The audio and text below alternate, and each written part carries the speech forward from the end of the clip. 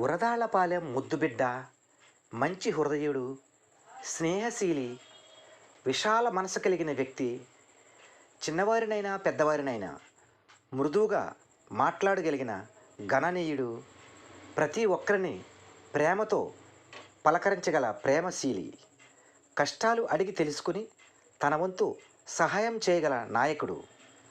ఆయన పేరు చెప్పగానే ప్రతి ఒక్కరికి గుండెల్లో గుర్తొచ్చేది ఆయన మంచితనం.